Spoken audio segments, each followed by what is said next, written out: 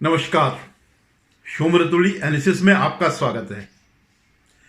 आज मैं चर्चा कर रहा हूं कि जो वर्ष गया है यानी 2023, उस दौर में कांग्रेस और लेफ्ट लिबरल गैंग ने इस सरकार के खिलाफ यानी मोदी गवर्नमेंट के खिलाफ कितने टूल किट मार्केट में उतारे और उनका क्या परिणाम हुआ।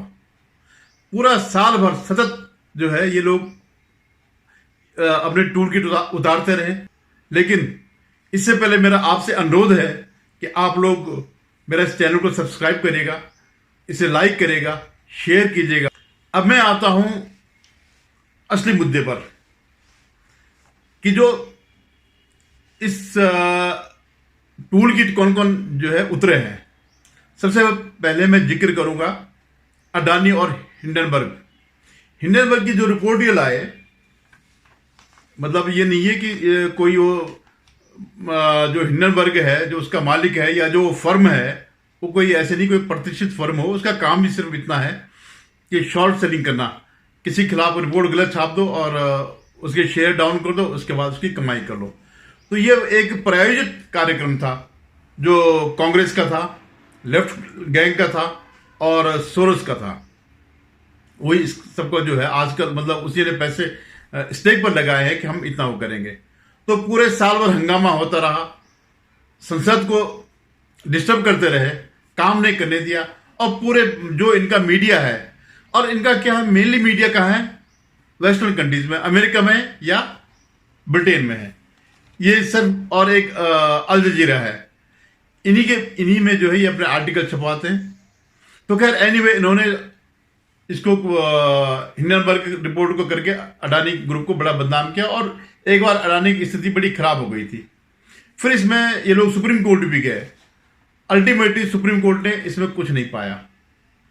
और जब इन्होंने अपने सबूत दिए कि ये सबूत अखबार में छपा, तो सुप्रीम कोर्ट को कहना पड़ा कि अखबारों का जो है हम इसको पूर्णतया सत्य नहीं मान सकते हैं।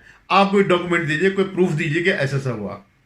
तो अभी तक भी उनका सुप्रीम कोर्ट ने मना भी कर दिया है और अडानी के शेयर भी वापस आ गए। अडानी की स्थिति भी फिर मजबूत हो गई है, लेकिन अभी वो अडानी को पकड़े हैं। हालांकि ये टूल किट बुरी तरह फेल हो गया। दूसरा जो टूल किट था ये था रेसलर्स का।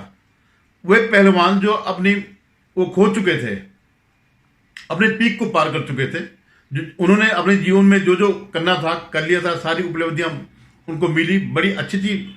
ओलंपिक में ब्रॉन्ज मेडल से लेकर के और एशियन गेम्स हो गया, कॉमनवेल्थ गेम हो गया, वर्ल्ड गेम, इसमें उन्होंने जो कुछ किया था। लेकिन ये लोग 27-28 साल, 27 से 30 साल के लोग हो गए थे। अब उनका खेल जीवन खत्म हो गया था। लेकिन वो क्या चाहते थे कि हमें अब बजाय खेलने के हमें विदेशों में दौरा करने दिया जाए। दौरा माने इस हिसाब से कि हमें बगैर राष्ट्रीय प्रतियोगिताओं में भाग लेने के सीधे हमें चुन लिया जाए, क्योंकि उनको पता था कि अगर हम राष्ट्रीय उसमें भाग लेंगे तो हम हार जाएंगे और हम इस काबिल नहीं है अब कि वहां तक जाए, अंतर्राष्ट्रीय प्रतियोगिता में कोई पदक जीत सके। और बाद में आपने देखा होगा कि कई जो है शुरुआती दौर में, जब इन लोगों ने इस साल गए भी थे लास्ट में, तो शुरुआती दौर में ही हार गए थे। तो फिर जब इनको तब जो रेसलिंग फेडरेशन ऑफ इंडिया के जो अध्यक्ष थे वो थे ब्रिजभूषण सिंह। तो जब ब्रिजभूषण और उनकी कमेटी नहीं मानी तो उन्होंने उस पर सेक्सुअल हैरेसमेंट का आरोप लगाया और पूरा जनवरी से लेकर के मार्च, अप्रैल, जून तक ये सब हंगामा चलता रहा। जंतर मंतर में बैठे रहे, कभी उठते रहे, कभी बैठे रहे, कभी उनको फिर उठा करके जब ये वहां गए संसद में, नई संसद के उद्घाटन के दिन, तो पूरा जितना ड्रामा हो सकता था वो सब उन्होंने किया। और इनके पीछे क्या था, हरियाणा कांग्रेस है। हुड्डा का बेटा जो है वो, क्योंकि वो भी इसी WF5 में वो भी एक पदाधिकारी के लिए लड़ाई लड़ता है, इलेक्शन लड़ता है और हारता है इस ग्रुप से, तो उसके पीछे ये था। और अब इनको क्योंकि अब ये कोई पदक जीत नहीं सकते हैं, तो ये खुल करके राजनीति में आए। सरकार ने उनकी सारी बातें मानी, ब्रिजभूषण के खिलाफ कदम उठाए, सुप्रीम कोर्ट ने कदम उठाए, जांच करवाई, उसे इस्तीफा दिलवाया, नए चुनाव कराए, नए चुनाव में उसी का ग्रुप जीत गया। तो फिर इनको लगा कि अब हम फ्री में बाहर नहीं जा सकते हैं, घूमने के लिए नहीं जा सकते प्रतियोगिता के नाम पर। तो किसी ने अपने बूट उतार दिए, किसी ने अपना पैडल उठा करके सड़क में डाल दिया। हालांकि ये पैडल का नाटक पहले भी उन्होंने किया था, जब हरिद्वार में जाकर गंगा नदी में वो डालने वाले थे, तो फिर टिकैत को देकर के वापस आ गए। तो इनका ये टूल किट भी जो है बहुत देर तक नहीं खींचा। कोर्ट जो भी चल रहा है, कोर्ट की कार्रवाई चल रही है, और इवन सरकार ने इसके बावजूद जब ब्रजभूषण सिंह का आदमी संजय सिंह चुना गया तो वो कमेटी भंग कर दी। लेकिन नहीं, इनका तो सिर्फ ये है कि इनको अब राजनीति करनी है। हुड्डा के बेटे को जो है, रणदीप सिंह हुड्डा है जो भी है, उसके साथ वो करना, और फिर कांग्रेस इसी उस पे बहाने जो है कांग्रेस का टिकट प्राप्त करना है, जो चुनाव अगले साल या उससे अगले साल होंगे। तो ये भी एक इनका जो टूल किट था वो पिट गया। अब तीसरा आया मणिपुर का। मणिपुर की हिंसा तो आप सब लोग देख ही रहे थे। वहां पे मैतेई और कुकीज के बीच जो है आज से नहीं बरसों से चली आ रही थी, और नॉर्थ ईस्ट के ज़्यादातर वो है जो प्रांत हैं वहाँ अशांति का दौर रहा है। बल्कि इस बीच जो है इन्होंने, इस सरकार ने मणिपुर में जो उनके उग्रवादी संगठन है उनके साथ समझौता कर लिया, उनको सरेंडर करवा दिया। ऐसे ही असम में जो है उल्फा का जो ग्रुप है, जो उससे भी जो है उन्होंने समझौता करके समर्पण करवा दिया और शांति की राह पर लाए। लेकिन जो कुकी और उसका मैतेई समाज का जो झगड़ा था वो ज़्यादातर नशे का कारोबार था। और क्योंकि मैतेई हिंदू हैं और कुकी क्रिश्चियन हैं, तो बार बार राहुल गांधी भी वहीं उनके पास जाते हैं। क्या करते हैं आप सोच सकते हैं वो क्या करते होंगे। तो ज़्यादा एग्रेसिव तो कुकी थे, क्योंकि वो संपन्न थे, जो ड्रग्स के पैसे से उनके पास सब कुछ था, जमीन भी उनके पास बहुत कुछ है, सारी उनके वो है, और मैतेई पर वो कर रहे थे। लेकिन जब इस हिंसा में जो कुकी महिलाएं थी, 2 महिलाओं के नग्न वीडियो आई, इसकी सब भर्त्सना करते, जो भी आया गलत आया। हालांकि ऐसे तो बिहार में रोज के किस्से होते हैं, राजस्थान में रोज के होते हैं, लेकिन एक क्योंकि ये दोनों गैर भाजपा शासित राज्य है तो इशू बनाया गया मणिपुर का। और अब देखिएगा कि ये जो वीडियो था वो 1.5-2 महीने पुराना था। तो उसको कब लाया गया? जब संसद का सत्र शुरू होना था, केवल सत्र को बर्बाद करने के लिए। खैर इन्होंने जब उसमें ये बात भी थी कि प्रधानमंत्री जवाब देंगे, प्रधानमंत्री ने जवाब दिया, लेकिन वह उससे पहले इन्होंने बहिर्गमन कर दिया, बायकॉट कर दिया, हुड़दंग मचा करके, जैसे करते ही हैं पूरा। अगर आप पिछले 5 साल से देख रहे होंगे तो जो विपक्ष है वो संसद की कार्यवाही नहीं होने देना चाह रहा। तो ये भी अल्टीमेटली जो ये लोग चाहते थे कि ये इस्तीफा दे दे, एन बीरेन सिंह जो मुख्यमंत्री हैं, या उसमें राष्ट्रपति शासन करे, मतलब चाहते थे कि जो नहीं होना था, अगर हमारा सरकार तैयार हो जाती तो कोई दूसरा बहाना ये कर जाते।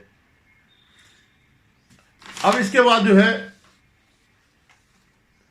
जब नई पार्लियामेंट बिल्डिंग बनी, उस पर भी इन्होंने पूरा हंगामा मचा के रखा था। पहले बार तो इन्होंने कहा था, जब शुरुआत में ही जब बनने की प्रक्रिया चल रही थी 1-2 साल पहले, कि साहब 20,000 करोड़ का है। हालांकि 1,000 करोड़ का भी नहीं हुआ। और अगर कांग्रेस की सरकार होती तो जरूर 20,000 करोड़ इस पर खर्च हो जाते, लेकिन वो नहीं हुआ। तो फिर वो सिंगल जो लाए, जो दंड के रूप में जो है राजदंड के रूप में उसको स्थापित किया तमिलनाडु से ला करके, तमिल संस्कृति की। तो इससे इनको बड़ी प्रॉब्लम हो गई। पहले तो संसद के बिल्डिंग से हो गई क्योंकि इनको कमीशन नहीं मिला, और दूसरा क्योंकि ये काम ये सरकार कर रही है, इसलिए इसका विरोध करना ही है। फिर सिंगौल पर भी जो है इन्होंने रोष प्रकट किया, बहिर्गमन किया, कई चीजें करी। दूसरी बात क्या करी, क्योंकि उससे तमिल संस्कृति से भी भारत को जोड़ा जा रहा था। जो ये लोग, जो साउथ के कुछ पार्टी हैं, डीएमके उनके, जो लगातार चाहते हैं कि साउथ और नॉर्थ में भेद बना रहे, मोदी जी ने इसको जोड़ने की कोशिश करी, तो ये इनके लिए एक कांटा बिछ गया। तो खैर इस पर भी उन्होंने जो है हंगामा मचाया, संसद नहीं चलने दी, और जो भी टूल किट कर सकता था, तो ये इनका टूल किट भी फेल हो गया। अब आ गया आर्टिकल 370 JNK से रिलेटेड। ये 2019 में सरकार ने ये 370 और 35 से सब खत्म कर दिया था, और उसमें संशोधन कर दिए थे। तो इसको उन्होंने चैलेंज किया सुप्रीम कोर्ट में। पहली बात तो यह है कि सुप्रीम कोर्ट में को इसको लेना नहीं चाहिए था। खैर काफी दिन तक बहस चलती रही। तो जो इनके जो वो थे वकील थे, इन लोगों के, इस टूल किट गैंग के जो वकील थे, वो ऐसे ऐसे कुतर्क दे रहे थे कि जिसका कोई सीमा नहीं है। वो तो असम को भी भारत का हिस्सा नहीं मानना चाह रहे थे कि ये तो म्यांमार का हिस्सा था। इस ढंग से वो किसी न किसी रूप से इसको फेल करना चाहते हैं, क्योंकि 370 हटने के बाद से जो है, जो बिल्कुल 360 डिग्री का जो चेंज आ गया, पूरा वहां का वो बदल गया, परिदृश्य बदल गया J&K का। और वहां जो शांति आई है, शांति के अलावा विकास जो आया, और विकास इस कदर हो रहा है कि जो POK है, पाक ऑक्युपाइड कश्मीर, जो पाकिस्तान ने अपने वो दबा रखा है, जो नेहरू जी की कृपा से पाकिस्तान के पास कश्मीर का जो हिस्सा है, वहां के लोग जो है बड़े हतप्रभ है। वो तो चाह रहे हैं कि हम भारत के साथ मिल जाए। वो 40, 60, 70, 80 रुपए किलो आटा खा रहे हैं, यहाँ जो है फ्री का राशन मिल रहा। और इसके अलावा जो है जो डेवलपमेंट हो रहा है वो भी वो है। लेकिन हुआ क्या कि सुप्रीम कोर्ट ने उसमें जो सरकार का निर्णय था उस पर अपनी मोहर लगा दी। ये इनके लिए एक बहुत बड़ा सेटबैक था। तो इनका ये टूल किट जो है वो भी बर्बाद हो गया। पूरे कई दिन तक बहस, डेली की डेली बहस चली, सारे कामकाज एक तरफ छोड़ दिया, और जो संवैधानिक बहस थी उन्होंने कई दिन तक लगातार वो किया। हालांकि जब बहस हो रही थी उस समय पता चल गया था कि शायद जो टूल किट इनका काम कर रहा है वो काम नहीं करेगा, और सुप्रीम कोर्ट कानून से बाहर नहीं जा सकता है।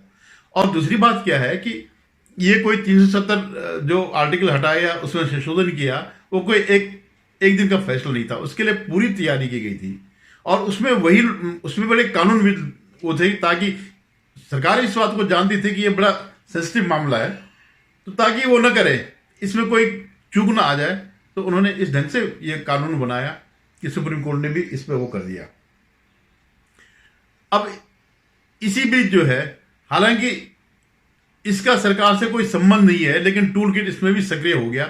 अगर आपको याद होगा, कतर में 1 साल पहले से हमारे कुछ नौसैनिक जो प्राइवेट कंपनी में उन्हीं की फर्म में काम कर रहे थे, उनको कतर सरकार ने गिरफ्तार कर दिया, और इस साल जो है उनको उनमें से 8 को फांसी की सजा दे दी। इसके बाद जो ये जो टूल किट पूरा है, पूरा इकोसिस्टम है, उन्होंने जो है मोदी जी पर वो करना शुरू कर दिया कि साहब ऐसी इनकी छवि है। हालांकि हर देश के कानून अलग अलग हैं। हमारे यहाँ अगर किसी को, अगर कसाब को अगर फांसी हुई तो, या उसके खिलाफ मुकदमा चला, फांसी हुई, तो क्या पाकिस्तान इसमें आया या किसी भी देश में? लेकिन क्योंकि यह सरकार बहुत मजबूत सरकार है, इसकी विदेश नीति जो है काबिल तारीफ है, और इन्होंने जो है विदेशों में अपना प्रभाव बनाया है। इस समय अंतर्राष्ट्रीय स्तर पर मोदी जी सबसे टॉप के नेता हैं। तो अल्टीमेटली जो है, तब तक तो ये हल्ला मचाता रहे कि साहब ये मोदी जी ने ये करवा दिया, मोदी जी ने वो करवा दिया। हालांकि मोदी जी का कोई इससे संबंध नहीं था, लेकिन उनकी सजा जो है, फांसी की सजा खत्म कर दी गई, अभी जेल की है। लेकिन ये अंत नहीं है, अभी भी सरकार प्रयास रहता है कि जो जेल की भी सजा हुई है वो भी खत्म करवाई जाए। तो ये एक टूल किट इनका लगातार जो है कई 1-2 महीने तक चलता रहा, जब तक कि अभी कुछ दिन पहले इनकी सजा, फांसी की सजा वो खत्म नहीं कर दी। अब इसी में जो है, ये जो इनका 370 आर्टिकल में इन्होंने एक नया टूल किट उतारा, वो है रोहिंटन नरीमन। ये सुप्रीम कोर्ट के पूर्व जज हैं, और सिर्फ पूर्व जज नहीं है, इनके पिताजी बड़े अटॉर्नी जनरल थे और बड़े जाने माने वकील थे। और आप जानते हैं कि ये जो वो है, इस देश में क्या खराबी है, अगर किसी का बाप बहुत बड़ा आदमी है तो उसके बेटे पे वैसे मोहर लग जाती है कि ये भी बहुत बड़ा आदमी होगा, और ये भी सुप्रीम कोर्ट के जज बन गए।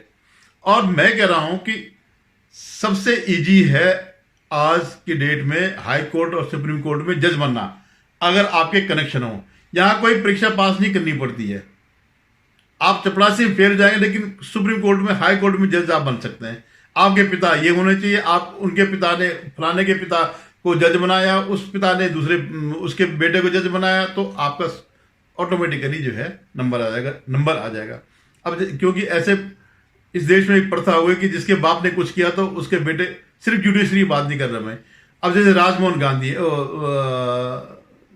तुषार गांधी हैं, उसके गांधी जी के पोते हैं, तो वो भी जो है गांधी जी के नाम पर बेच रहे हैं। प्रकाश अंबेडकर है, बाबा साहब के पोते हैं, तो वो उन्हीं के नाम पे बेच रहे हैं। राहुल गांधी से बड़ा कौन है? जवाहरलाल नेहरू की लीगेसी में जो है वो सब बेचे जा रहे हैं अपने बाप का अपने पुरखों का नाम लेकर के। अपनी इनकी कोई काबिलियत हो ना हो, लेकिन वो टैग उनका वही लगता है, मैं फलाने का हूँ, मैं फलाने का हूँ, मैं फलाने का हूँ। बेचारे एक लाल बहादुर शास्त्री ऐसे थे जिनके बच्चों ने छोटा मोटा मतलब थोड़ा बहुत राजनीति में रहे, जब तक रहे नहीं रहे तो फिर चले गए। लेकिन उन्होंने ऐसा नहीं बनाया कि मेरे पिता वो थे तो राहुल गांधी की तरह, जिस राहुल गांधी को आज की कोई चपरासी भी नहीं रख सकता, लेकिन वो जो है सबका नेता बना फिरा हुआ। सारे के सारे जो अपने को बुद्धिजीवी कहते हैं, ये कहते हैं, सब उनके पीछे उसके वो कर रहे हैं। तो ऐसे ही इन्होंने रोहित नरीमन को उतारा और एक लोकुर भी आ गए। तो ये दोनों जज ऐसे हैं जिनको रिटायरमेंट के बाद कोई फायदा नहीं मिला सरकार की तरफ से, तो स्वाभाविक है इनका भी चीखना बनता है। अभी जब मैं इसकी पहले रिकॉर्डिंग कर रहा था, उसके बाद जब मैंने देखा ये वीडियो बहुत लंबा हो रहा है, तो मैं इसको शॉर्ट कर रहा हूँ, 2 पार्ट में कर रहा हूँ। पहला पार्ट यहीं पर और दूसरा पार्ट फिर नेक्स्ट डे में कल या परसों आऊँगा। तब तक के लिए आप इसको देखिए, एंजॉय कीजिएगा, और एक बार और प्रार्थना है कि मेरे चैनल को सब्सक्राइब कीजिएगा। धन्यवाद।